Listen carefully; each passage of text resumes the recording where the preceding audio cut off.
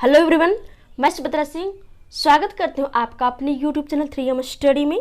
Friends, आज मैं आप लोगों के लिए जो वीडियो लेकर के आई हूँ वह इकोनॉमिक्स से रिलेटेड है और आप लोगों को इस वीडियो में जो है इकोनॉमिक्स से रिलेटेड जो है टॉप मोस्ट 50 क्वेश्चन देखने को मिलेंगे और ये सारे क्वेश्चन आपके एग्जाम के दृष्टिकोण से अति महत्वपूर्ण है। चाहे वह एग्जाम आपका BSSC मेंस का हो, BPSC का हो, एनी अदर कोई भी एग्जाम्स हो, उन सारे एग्जाम्स के लिए जो है ये वीडियो अति महत्वपूर्ण रहने वाले हैं आप लोगों के लिए। इसीलिए इस वीडियो में हमारे साथ अंत तक बने रहेंगे। तो चलिए फिर हम लोग देरी न करते हुए वीडियो की ओर बढ़ते हैं, क्वेश्चन की ओर बढ़ते हैं। तो चलिए फिर हम लोग देखते हैं कि आज का जो वीडियो है तो आपका इकोनॉमिक्स से रिलेटेड फर्स्ट क्वेश्चन आपका क्या है। क्वेश्चन नंबर आपका फर्स्ट है कि व्यापार नीति में शामिल है।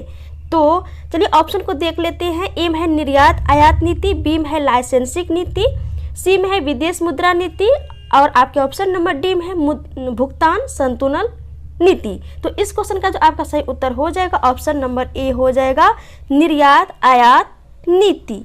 ओके, अब बढ़ते हैं आपके अगले क्वेश्चन की ओर। और हाँ, अगले क्वेश्चन की ओर बढ़ने से पहले अभी तक आप इस फैमिली सदस्य नहीं बने हैं तो सब्सक्राइब वाले बटन को दबा करके इस फैमिली सदस्य बन जाए और वीडियो को सबसे पहले पाने के लिए बेल आइकन की घंटी को प्रेस कर ले। तो चलिए फिर हम लोग बढ़ते हैं क्वेश्चन नंबर आपके 2 की ओर। क्वेश्चन नंबर आपका 2 है कि भारत में केंद्रीय बैंक का कर्तव्य कौन सा बैंक निभाता है। तो कौन निभाता है? भारतीय रिजर्व बैंक। सी आपका करेक्ट आंसर हो जाएगा। क्लियर। अब आते हैं आपके अगले क्वेश्चन की ओर। क्वेश्चन नंबर आपका 3 है कि भारत में राष्ट्रीय आय का आकलन पहली बार किसने किया था। तो किसने किया था, चलिए देखते हैं ऑप्शन को। ए में है VKR राव, उसके बाद आपके ऑप्शन नंबर बी में है दादा भाई नौरोजी, सी में है RC दत्त, डी में है DR गॉडगिल। तो दादा भाई नेरोजी ने किया था, तो बी आपका जो है करेक्ट आंसर हो जाएगा। ओके, अब आते हैं आपके अगले क्वेश्चन की ओर। क्वेश्चन नंबर आपका 4 है कि किसने कहा था, क्या क्वेश्चन, किसने कहा था अर्थशास्त्र धन का विज्ञान है। तो किसने कहा था? एडम स्मिथ ने। ओके, अब आते हैं आपके अगले क्वेश्चन की ओर। क्वेश्चन नंबर आपका 5 में है कि महालनोबिस मॉडल का संबंध किस पंचवर्षीय योजना के साथ जोड़ा गया है। तो वो कौन सी पंचवर्षीय योजना के साथ जोड़ा गया है? दूसरी पंचवर्षीय योजना के साथ। तो बी आपका करेक्ट आंसर हो जाएगा। ओके, अब आते हैं आपके अगले क्वेश्चन की ओर। क्वेश्चन नंबर आपका 6 में है कि भारत सरकार का सबसे अधिक राजस्व अर्जित करने वाला एकमात्र स्रोत कौन सा है। तो वह कौन सा है? प्रत्यक्ष कर। ये आपका करेक्ट आंसर हो जाएगा। ओके, अब आते हैं आपके अगले क्वेश्चन की ओर। क्वेश्चन नंबर आपका 7 है कि विश्व बैंक का मुख्यालय स्थित है। तो कहाँ पे है विश्व बैंक का मुख्यालय? वाशिंगटन DC में। भी आपका करेक्ट आंसर हो जाएगा। क्लियर। अब आते हैं आपके क्वेश्चन नंबर 8 की ओर। क्वेश्चन नंबर आपका 8 में है कि पहली राष्ट्रीय आय समिति का जो गठन किया गया था तो कब किया गया था। तो कब किया गया था? 1949 ईस्वी में किया गया था। तो बी आपका करेक्ट आंसर हो जाएगा। ओके, अब आते हैं क्वेश्चन नंबर आपके 9 की ओर। क्वेश्चन नंबर आपके 9 में है कि जब किसी वस्तु की मांग वक्र x अक्ष के समानांतर हो तब उस वस्तु की मांग लोच हो जाती है। तो इस क्वेश्चन का आपका जो सही उत्तर हो जाएगा वह होगा ऑप्शन नंबर डी, पूर्ण लोच हो जाती है। तो उस वस्तु की मांग जो है लोच हो जाती है, कितना? पूर्ण लोच हो जाती है। तो डी आपका करेक्ट आंसर हो गया। अब आती है आपके क्वेश्चन नंबर 10 की ओर। क्वेश्चन नंबर आपका 10 है कि मांग का एक समान नियम है। क्या है क्वेश्चन? कि मांग का एक समान नियम है, मांगी गई मात्रा बढ़ती है। तो किसके साथ? तो इस क्वेश्चन का जो आपका सही उत्तर हो जाएगा ऑप्शन नंबर आपका ए हो जाएगा, कीमत घटने के साथ। क्लियर। अब बढ़ते हैं आपके अगले क्वेश्चन की ओर। क्वेश्चन नंबर आपका 11 है, क्या है देखते हैं। क्वेश्चन आपका 11 नंबर क्वेश्चन है कि वस्तु के मूल्य में अधिक परिवर्तन होने पर उसकी मांग में परिवर्तन नहीं होता है, तो इसे कौन सी मांग कहा जाएगा। तो इस क्वेश्चन का जो आपका सही उत्तर हो जाएगा ऑप्शन नंबर आपका बी हो जाएगा, बेलोचदार। क्लियर। अब आते हैं आपके अगले क्वेश्चन की ओर। अगला क्वेश्चन आपका, यदि कोई देश उपभोक्ता वस्तुओं को छोड़कर और कोई उत्पादन नहीं करता है तो क्या होगा? तो क्या होगा, चलिए ऑप्शन को देख लेते हैं। ए में उसमें रहन सहन का दर्जा सबसे ऊंचा होगा। ऑप्शन नंबर बी आपका उसमें यदि ज़्यादा नहीं हो उतनी ही मात्रा में माल होगा। ऑप्शन नंबर आपके सी में है कि वह शीघ्र ही गरीब बन जाएगा यदि उसका विदेश व्यापार नहीं होगा। और आपके ऑप्शन नंबर डी में है कि वह धीरे धीरे बन जाएगा यदि उसका विदेश व्यापार नहीं होगा। तो इस क्वेश्चन का जो आपका सही उत्तर हो जाएगा वह क्या होगा? ऑप्शन नंबर आपका सी, वह शीघ्र ही गरीब बन जाएगा यदि उसका विदेश व्यापार नहीं होगा। क्लियर? अब आते हैं आपके अगले क्वेश्चन की ओर। देखिए फ्रेंड्स, इस वीडियो में हमारे साथ अंत तक बने रहेंगे। यदि आप लोग अंत तक नहीं बने रहेंगे तो बहुत ही इंपॉर्टेंट क्वेश्चन को आप लोग मिस कर जाएंगे। तो चलिए फिर हम लोग क्वेश्चन नंबर 13 की ओर आते हैं। क्वेश्चन नंबर 13 में है कि केंद्र सरकार के व्यय की सबसे बड़ी मद है तो वह क्या है? वह जो है ब्याज का भुगतान है। तो बी आपका करेक्ट आंसर हो जाएगा। ओके, अब आते हैं क्वेश्चन नंबर आपके 14 की ओर। क्वेश्चन नंबर आपके 14 में कि बहुराष्ट्र फर्म जो होती है वह क्या होती है? बहुराष्ट्र फर्म या कंपनी जो होती है वह क्या होती है? तो अनेक देशों में प्रचलित एक कंपनी होती है बहुराष्ट्र फर्म। बहुराष्ट्र का मतलब ही हो गया कि अनेक देशों में प्रचलित एक कंपनी। ओके, अब आते हैं क्वेश्चन नंबर आपके 15 की ओर। क्वेश्चन नंबर आपके 15 में कि तरलता अधिमान क्या होता है? तो तरलता अधिमान जो होता है यह क्या होता है? यह परिसंपत्तियों को नकदी में रखने की इच्छा होता है तरलता। तो ये आपका करेक्ट आंसर हो जाएगा। क्लियर? अब आते हैं क्वेश्चन नंबर आपके 16 की ओर। क्वेश्चन नंबर आपके 16 है कि वास्तविक सकल घरेलू उत्पाद को मापा जाता है तो किस दामों पर? तो अस्थिर दामों पर मापा जाता है। तो बी आपका करेक्ट आंसर हो जाएगा। क्लियर? अब आते हैं आपके अगले क्वेश्चन की ओर। क्वेश्चन नंबर आपके 17 में है कि उधार ली गई निधि के प्रयोग के लिए दिए गए ब्याज को क्या कहती हैं? तो क्या कहते हैं उसको? ब्याज की मुद्रा दर कहते हैं, जिसको लोग मनी रेट के नाम से भी जानती हैं। ओके, अब आते हैं आपके अगले क्वेश्चन की। क्वेश्चन नंबर आपके 18 में है कि लघु उद्योगों के लिए उच्चतम वित्त निकाय कौन सा है? तो इस क्वेश्चन का आपका राइट आंसर जो हो जाएगा ऑप्शन नंबर बी हो जाएगा। यहाँ पे सिडबी है। ओके, और आप लोग कमेंट बॉक्स में कमेंट करके जरूर बताएं कि सिडबी का जो हेड क्वार्टर है वह कहाँ पे है। क्लियर? अब बढ़ते हैं आपके अगले क्वेश्चन की ओर। क्वेश्चन नंबर आपका 19 में है कि निम्नलिखित में से कौन सा नए आर्थिक सुधारों का अंग नहीं है? तो क्या हो जाएगा? उदारीकरण, भूमंडलीकरण, निजीकरण। ये तीनों तो है बट आपका केंद्रीयकरण नहीं है। तो डी आपका जो है करेक्ट आंसर हो जाएगा। और ये भारत में जिस तरह के सुधार किए गए थे, कब किए गए? 1990 के दशक में। तो इस पॉइंट को भी आप लोग माइंड में रखेंगे। अब आते हैं आपके अगले क्वेश्चन की ओर। क्वेश्चन नंबर आपका 20 में है कि कीमत विभेद कब लाभदायक होता है? तो कब लाभदायक होता है? जब दो बाजारों में मांग की लोच भिन्न भिन्न हो। तो ये आपका जो है राइट आंसर हो जाएगा। क्लियर? अब आते हैं क्वेश्चन नंबर आपके 21 की ओर। क्वेश्चन नंबर आपके 21 में है कि जब आयात और निर्यात द्वारा किसी देश में आर्थिक गतिविधियों को प्रभावित करने दिया जाता है तो उस अर्थव्यवस्था को क्या कहा जाता है? ये बहुत ही इंपॉर्टेंट क्वेश्चन है।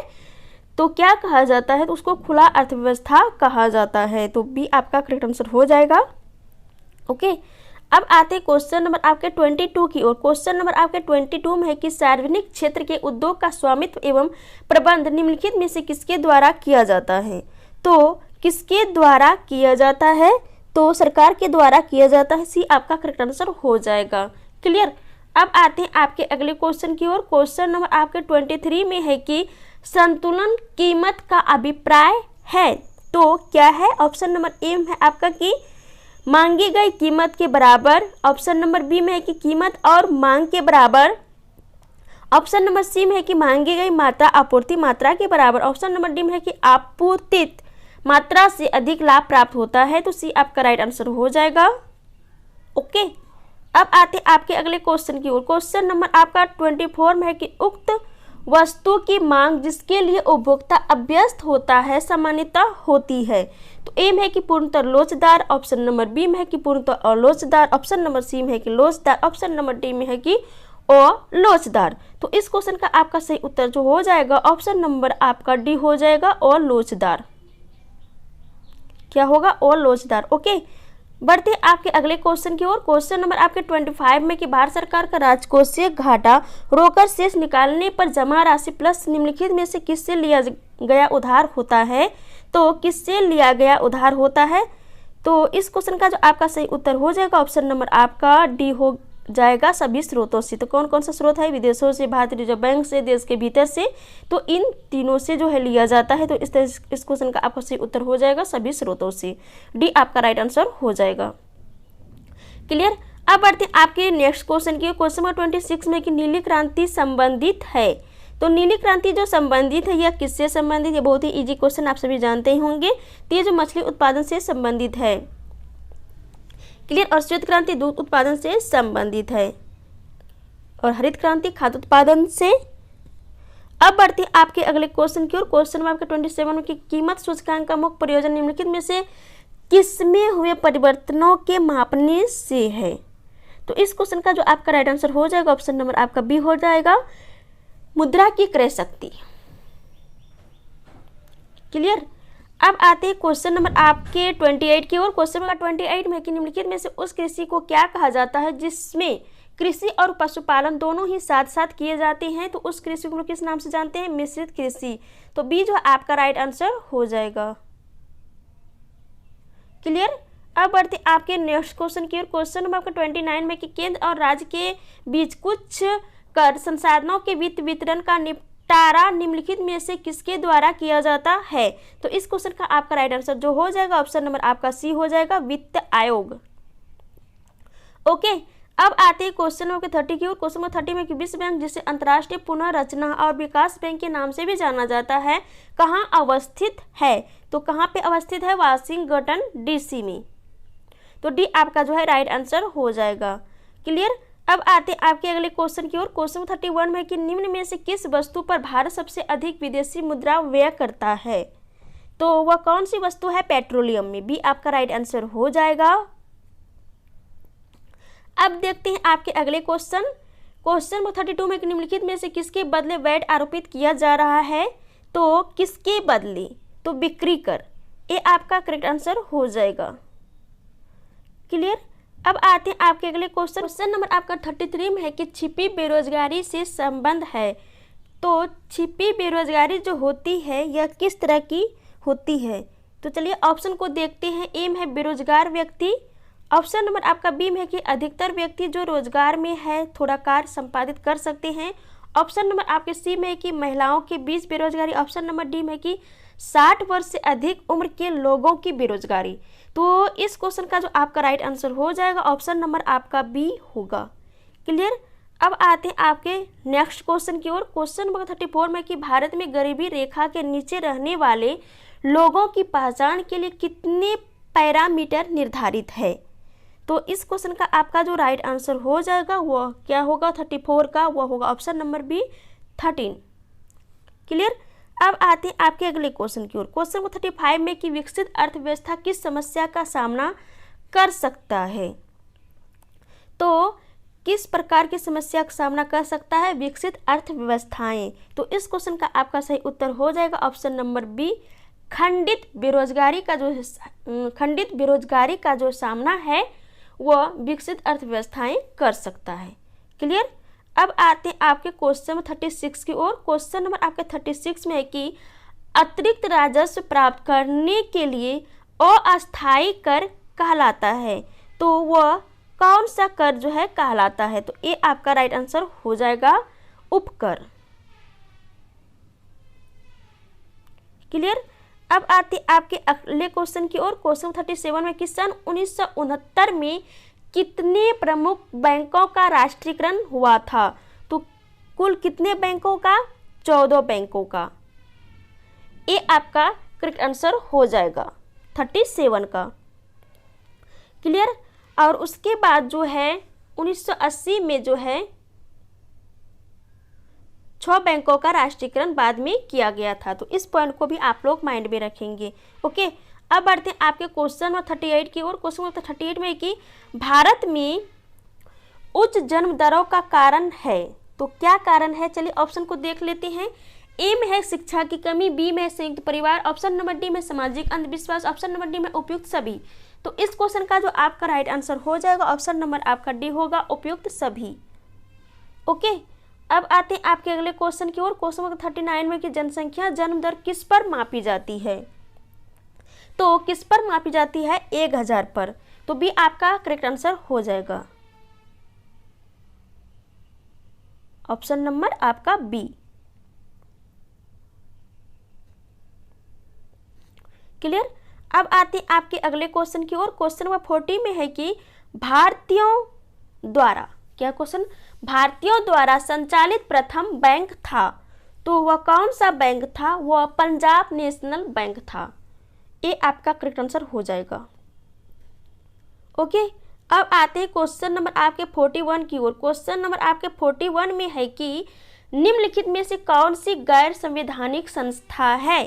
तो इस क्वेश्चन का जो आपका सही उत्तर हो जाएगा ऑप्शन नंबर आपका डी होगा, योजना आयोग, जो कि भी प्रेजेंट टाइम में इसके जगह कौन आ गया है, नीति आयोग।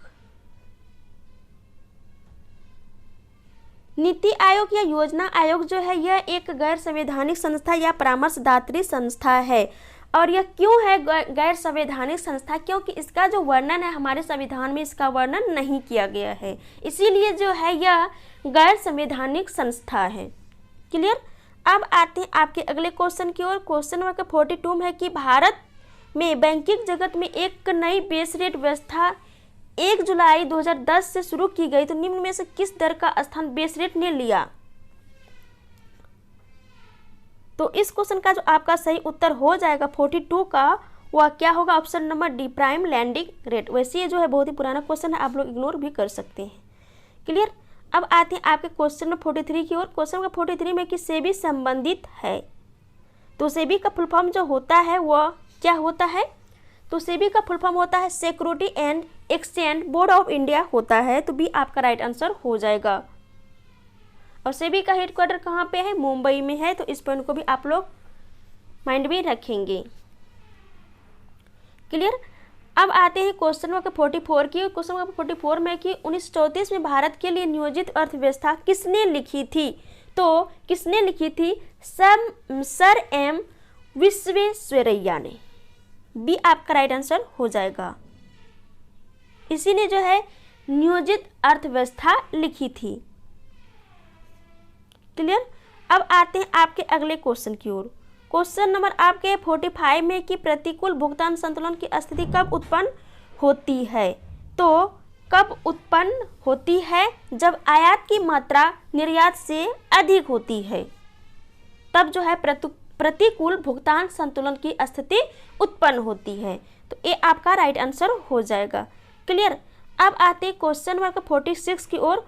क्वेश्चन नंबर आपके 46 में है कि निम्नलिखित में से किसका तात्पर्य वित्तीय घाटा से है।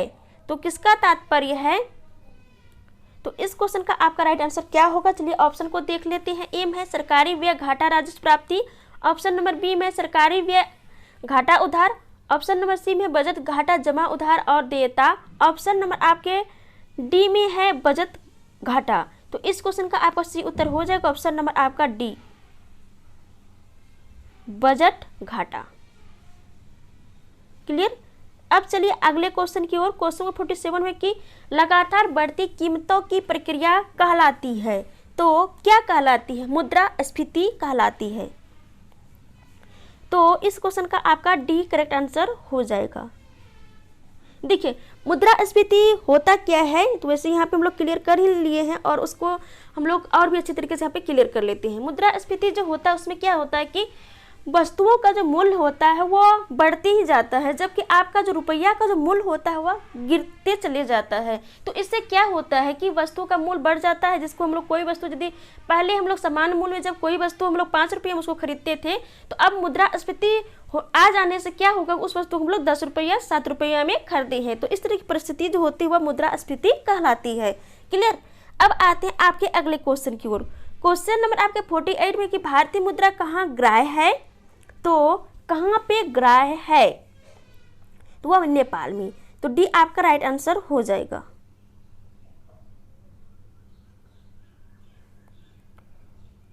क्लियर। अब आते हैं आपके अगले क्वेश्चन की ओर। क्वेश्चन 49 में है कि जब किसी दीर्घकाल में भुगतान संतुलन की समस्या गंभीर हो जाती है तो भारत पर दबाव डाला जाता है, तो किसके लिए? तो ए में है आयात बंद करने के लिए, ऑप्शन नंबर बी में है निर्यात में तात्विक वृद्धि के प्रभाव के लिए, ऑप्शन नंबर सी में है, चलिए देखते हैं क्या है, विदेशी पर्यटकों को आकर्षित करने के लिए, ऑप्शन नंबर डी में है कि प्रभुत मात्रा में ऋणों तथा जमाव हेतु विदेश जाने के लिए। तो इस क्वेश्चन का आपका सी उत्तर जो हो जाएगा ऑप्शन नंबर आपका डी हो जाएगा। ओके, बढ़ते हैं आपके नेक्स्ट क्वेश्चन की ओर।